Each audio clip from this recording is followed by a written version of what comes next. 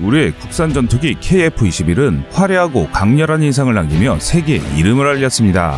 도저히 한국이 만들었을 것이라고 생각되지 않을 정도의 완성도로 세계 여러 나라의 부러움을 사고 있는 상황인데요. 그도 그럴 것이 다른 나라들의 차세대 전투기 사업은 대부분 자초되거나 사업이 지연되었기 때문입니다. 이런 이유들로 인해 한국의 KF-21이 더욱 부각되는 것이 아닌가 합니다. 한국의 KF-21이 세계인들에게 시사하는 바는 가히 충격이라는 말밖에 표현이 안 됩니다. 5세대 스텔스기를 살려력이 안 되는 중소규모 국가들에게 자국의 영공을 맡길 수 있는 희망을 줬기 때문인데요.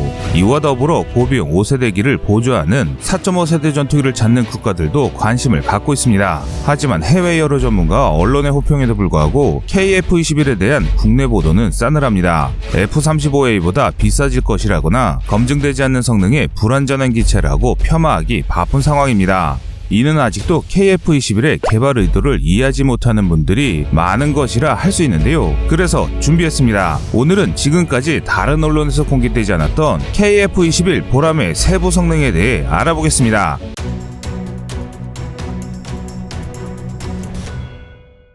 KF-21을 비판하는 일각에서는 아직 시험 비행조차 하지 않은 전투기의 성능을 어떻게 믿을 수 있냐며 비관론을 제기합니다. 그런데 그런 분들의 생각과 달리 전투기는 겉모습을 확인하는 것만으로도 많은 것을 알 수 있습니다. 각종 센서들의 위치와 내부 무장 여부, 전투기의 외형 마감, 조정석 패널의 형태, 캐노피의 구조, 엔진의 배치 등을 통해 성능과 목적을 추정할 수 있기 때문입니다. 세계 각국의 전문가들이 아직 시제기만 나오고 시험 비행조차 하지 않은 KF-21의 찬사를 쏟아내는 데는 이런 외형적인 특징을 보고 그 전투기의 성능을 예상할 수 있기 때문인데요. KF-21은 5세대 전투기로의 개량을 염두에 두고 만들어졌기 때문에 한국형 스텔스 형상 설계와 각종 첨단 장비로 무장한 우리 군의 차세대 전투기입니다. 또한 KF-21은 기본적으로 다목적으로 운영이 가능한 공군의 미들급 전투기로 설계되었는데 통상적으로 한국 공군은 전투기의 등급을 세 가지로 나뉩니다. 적 공군을 제압해 제공을 장악하거나 적의 방공망 제압 같은 고난이도 임무를 수행할 수 있는 고가의 하이급 전투기, 제공 임무를 수행할 수 있으면서도 대지 타격, 대함 공격 등 다양한 임무에서 하이급보다 저비용으로 활동할 수 있는 미들급 전투기, 제공 임무에서의 생존성은 낮지만 저비용 대량 생산이 가능한 이점을 살려 하이급이나 미들급이 필요 없는 초계나 지상 지원에서 활약하는 로우급 전투기입니다. 우리가 KF-21 보람의 성능을 따져볼 때 가장 먼저 보아야 할 것은 전체적인 형상과 센서의 위치입니다. KF-21은 5세대력기의 발전을 노리는 기체답게 훌륭한 스텔스 형상 구조를 볼 수 있는데요. 시제기인 블록 제로와 향후 배치될 블록 1에서는 조종석 앞부분에 IRST, 별도로 부착되는 전자광학 표적 추적 장비, 전투기 측면의 ECM 레이더, 엔진 구조, 반매립, 무장창 등으로 인해 5세대급이라 부르기에는 부족한 것이 사실입니다. 그러나 설계를 변경하는 것이 불가능한 기존의 4세대기와 달리 보람에는 블록 2, 3를 거쳐 5세대기로 개량될 것이기 때문에 큰 문제는 아닙니다. 이것은 한국의 KF-21이라는 독자 플랫폼을 갖고 있기에 가능한 최대의 장점이라고 할 수 있습니다. 각 센서의 능력과 역할을 분류하면 다음과 같은데요. 가장 핵심적인 장비는 전투기 전면부에 설치된 A사 레이더입니다. A사 레이더는 레이더에 장착되는 개별 소자가 각기 전파를 쏘아낼 수 있어 기존 레이더보다 더 높은 출력으로 더 정확하고 멀리 탐지할 수 있는 최신의 레이더입니다. 이를 통해 레이더의 주파수를 자연에서 발생하는 전파로 위장해 적의 탐지를 막을 수 있고 반대로 적의 레이더를 역탐지할 수도 있습니다. 또 다양한 주파수를 사용하므로 특정 주파수의 전파 공격을 가해 레이더를 무력화시키는 재민 공격에 대해서도 뛰어난 방어 능력을 가집니다. 오히려 레이더의 주파수를 상대 주파수에 맞추어 상대의 레이더를 재밍하는 것도 가능한데요. 그래서 A사 레이더를 탑재한 전투기와 그렇지 않은 전투기의 격차는 하늘과 땅 차이라고 할 수 있습니다. KF-21은 설계부터 국산 A사 레이더 탑재를 전제로 제작되었기에 향후 레이더 소재의 성능이 향상된다면 그에 맞춰 발빠른 개량이 가능한 것이 장점입니다. 일부 국내 언론들에서는 국산 A사 레이더가 미국산 대비 조악한 성능을 가졌다며 비판하고 있습니다. 그러나 국산 레이더 소재의 성능과 집적도는 미국산 소재와 최소 동급이거나 더 나은 성능을 자랑하는 것으로 확인됐습니다. 이는 우리 A사 레이더를 시험한 이스라엘 방산기업 멜타스의 자료를 보면 알 수 있습니다.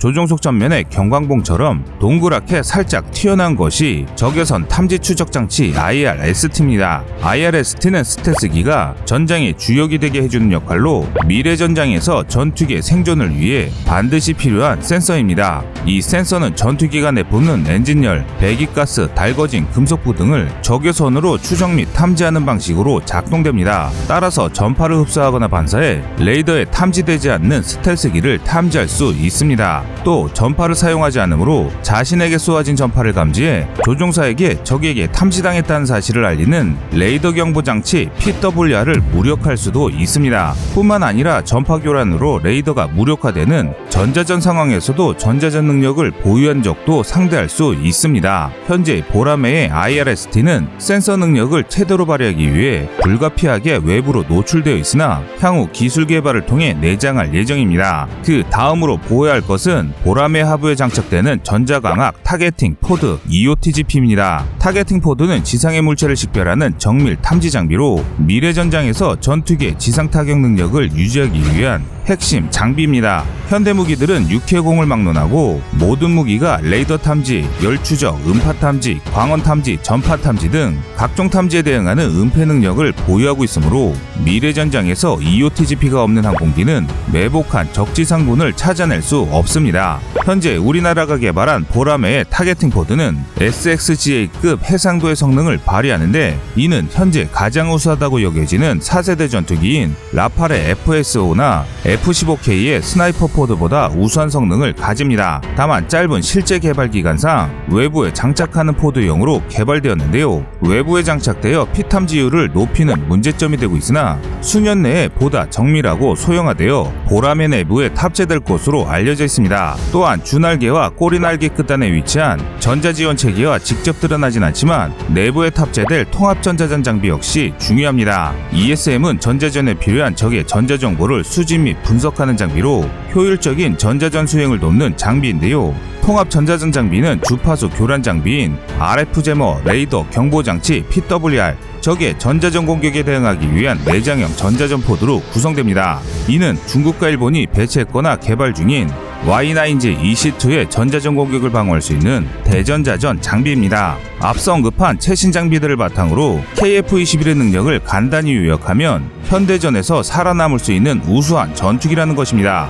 미래전은 고도의 전파 교란과 기만 신호, 사이버전에 의한 지휘체계 교란이 벌어지는 복잡한 환경에서 살아남아야 합니다. 오로지 강력한 스텔스와 우수한 레이더를 가진 5세대 이상의 전투기만이 전장에서 활약할 수 있는데요. 하지만 이런 기술이 적용된 전투기는 그동안 소수의 군사 강국들만 제작할 수 있었습니다. 그런데 이것을 우리 대한민국의 독자 기술로 해낸 것입니다. 우리의 KF-21은 최신의 전자전 능력을 확보하고 보다 향상된 탐지 능력으로 4세대 전투기들을 압살하는 전투력을 보일 것입니다. 특히 4세대 이하의 기체만을 보유하고 있는 북한이나 대다수가 4세대기로 구성되어 있는 중국에게 매우 치명적인 전력이 될 것으로 보이는데요. 두 번째로 보아야 할 것은 조종석입니다. KF-21의 조종석은 하나의 패널처럼 보이는 두 개의 패널을 중심으로 모든 시스템이 통합되어 있습니다. 이는 현재 퇴역이 진행 중인 KF-5의 조종석과 비교하면 그 차이를 확연히 알 수 있는데요. 이런 직관적인 구조는 전투 임무를 수행해야 하는 조종사의 업무 효율을 크게 향상시킵니다. 이 기술은 F-21을 제작한 로키드 마틴사의 조언을 적극 채용한 것으로 알려졌는데 F-22의 조종석이나 F-35의 조종석과 비교하더라도 전혀 뒤떨어지는 기술력이 아닙니다. 이와 더불어 음성 제어 능력과 적외선 터치 센서가 탑재되어 있고 태양광 등 빛에 의한 눈부심을 막기 위해 저반사 설계가 적용되어 있습니다. 또 조종석 상단에 조종사가 전투 중 필요한 전자정보를 시각적으로 보여주는 증강현실 장치인 HUD는 향후 이스라엘 엘트사와 협력 개발한 HMD로 대체될 예정입니다. 이는 추가적인 개량 과정을 거쳐 더 나은 센서를 장착할 경우 F-35의 EOTS, EODAS를 뛰어넘는 훌륭한 시스템이 될 것입니다. 넓고 복잡하지 않은 조종석과 전자정보를 현실과 겹쳐볼 수 있는 증강현실 장비는 조종사의 역량을 극대화하는 장비인데요. 이는 향후 6세대 전투기에 꼭 필요한 기술입니다. 6세대 전투기의 가장 큰 특징이 하나의 유인 전투기에 탑승한 조종사가 여러 무인기를 조종하는 전술을 펼칠 수 있다는 것입니다. 쉽게 말해 적진 동심부 타격이나 위험한 임무에는 무인기를 보내 보다 효율적인 작전이 가능해지며 조종사의 생존성을 극대화시킬 수 있습니다. 그런데 우리의 KF-21도 이런 기술이 접목될 예정입니다. KF-21의 놀라운 기능은 이뿐만이 아닙니다. 세계 외신들은 한국의 차세대 전투기에 이것을 가장 눈여겨보고 있습니다. 이 기술의 보유 여부에 따라 한국은 5세대 함재기 또는 6세대 전투기까지 개발할 수 있는 교두보를 마련할 수 있기 때문입니다.